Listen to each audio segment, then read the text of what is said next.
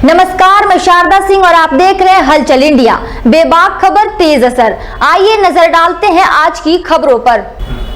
5 दिसंबर को खतौली विधानसभा उपचुनाव को लेकर सीएम योगी आदित्यनाथ ने चुनावी रैली को संबोधित किया, जहां उन्होंने बीजेपी उम्मीदवार राजकुमारी सैनी के पक्ष में वोट की अपील करते हुए यूपी सरकार की उपलब्धियों का बखान किया। जनपद मुजफ्फरनगर की खतौली विधानसभा सीट पर हो रहे उपचुनाव में भारतीय जनता पार्टी के उम्मीदवार के समर्थन में जनसभा को संबोधित करने आए मुख्यमंत्री योगी आदित्यनाथ ने राष्ट्रीय लोकदल से सवाल पूछा कि जब 2013 में कवाल गांव में बवाल हो रहा था तो लोग पलायन करते हुए जिला छोड़कर जा रहे थे, उस समय राष्ट्रीय लोकदल कहां पर सो रहा था। भारतीय जनता पार्टी की डबल इंजन की सरकार राज्य के भीतर गुंडागर्दी पनपने नहीं देगी। बुधवार को खतौली के जीटी रोड स्थित नवीन मंडी स्थल पर भारतीय जनता पार्टी की उम्मीदवार राजकुमारी सैनी के समर्थन में आयोजित की गई जनसभा को संबोधित करते हुए सीएम योगी आदित्यनाथ ने कहा कि जनपद मुजफ्फरनगर की धरती धर्म की भूमि है, जो सभी को शांति का संदेश देती है। सीएम योगी ने राष्ट्रीय लोकदल के ऊपर प्रश्न चिन्ह लगाते हुए कहा कि जिस समय जानसठ कोतवाली क्षेत्र के गांव कवाल में बवाल हो रहा था और राज्य के भीतर समाजवादी पार्टी की सरकार थी, उस वक्त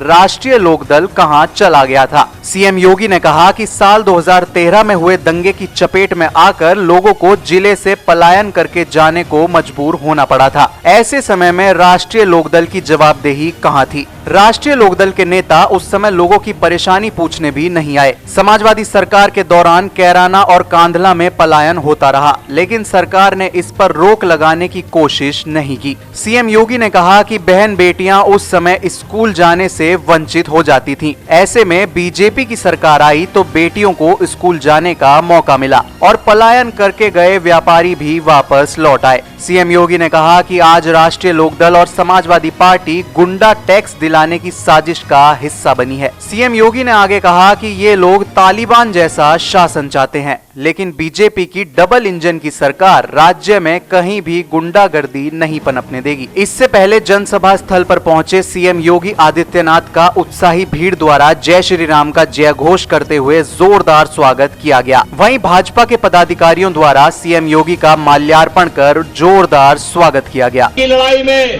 प्रथम स्वतंत्र समर में श्री कोतवाल धन सिंह गुर्जर के नेतृत्व में लड़ी गई इस लड़ाई के अभियान को आगे बढ़ाने का कार्यक्रम रहा हो।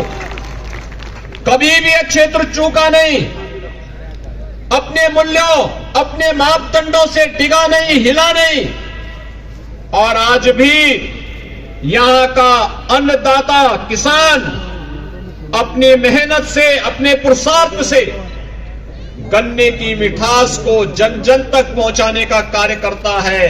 और यही तो कारण है कि एशिया की सबसे बड़ी चीनी मिल इसी खतौली विधानसभा क्षेत्र के माध्यम से दुनिया के अंदर मिठास फैलाती है। भाइयों बहनों, मैं तो आपसे एक बात कहने के लिए आया हूं। कवाल का बवाल इस समाजवादी पार्टी का कलंक है। ये सपा और उस समय की लोकदल पार्टी के संयुक्त गठबंधन सरकार की देन थी, जो एक क्रूर अत्याचार हिंदू नौजवानों पर और यहां के नागरिकों पर करने की साजिश का हिस्सा था। निर्दोष सचिन और गौरव जिस तरीके से निर्मम और बर्बर अत्याचार के शिकार हुए थे, कौन इसको विस्मृत कर सकता है? और जिन लोगों ने सचिन और गौरव जैसे नौजवानों के साथ क्रूरता ढाई थी, उनके सिपह सालारों के साथ क्या हो रहा है आज हर व्यक्ति देख रहा है। और इसीलिए आप सबसे मैं कहने के लिए आया हूं, विक्रम सिंह सैनी अपने परिवार के लिए अपनी सदस्यता नहीं गंवाए, को आगे बढ़ाया जा रहा है। और भाइयों बहनों, आप सब जानते हैं महाराजा महेंद्र प्रताप सिंह के नाम पे अलीगढ़ में विश्वविद्यालय बनाने का काम भी डबल इंजन की सरकार कर रही है, और मां शाकंभरी के नाम पर विश्वविद्यालय निर्माण का कार्य सहारनपुर में भी ये डबल इंजन की सरकार ही कर रही है। मेजर ध्यानचंद के नाम पे प्रदेश का पहला स्पोर्ट्स यूनिवर्सिटी इसी मुजफ्फरनगर मेरठ बॉर्डर पर ये डबल इंजन की सरकार बना रही है। भाइयों बहनों, विकास हो या सुरक्षा, सम्मान हो या स्वावलंबन के साथ आगे बढ़ने का कार्य जब ये डबल इंजन की सरकार कर रही है, तो फिर इन पेशेवर माफिया और अपराधियों को अपने बीच में मत घुसने दीजिए। याद रखना, आपको कथा याद होगी, आपको एक कथा याद होगी।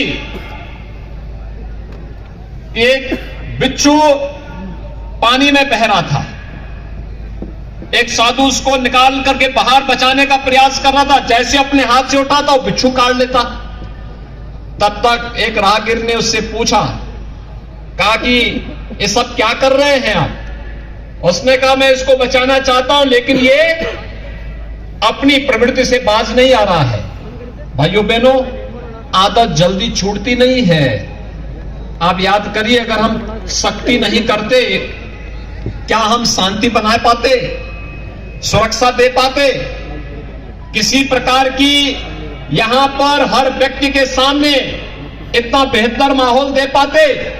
अन्नदाता किसान अपने खेतों में नहीं जा पाता था, क्योंकि खेतों में जैसे वह जाता था तो भाइयों बहनों, उससे पहले उसके खेत का सामान उठा लिया जाता था। कभी उसके ट्यूबवेल के कनेक्शन काट दिए जाते थे, कभी वहां मशीन चोरी कर ली जाती थी, और कभी किसान की हत्या कर दी जाती थी। आज तो ऐसा नहीं है। आज तो सुरक्षा का एक बेहतर वातावरण है। और मैंने तो पहले कह रखा है, अपराधी जिस प्रकार की भाषा, माफिया जिस प्रकार की भाषा में समझेगा, उस भाषा में उसको समझाने का कार्य करो, लेकिन आम जनता की सुरक्षा में सेंध लगाने की छूट किसी को मत दो। और मैं आज एक बार फिर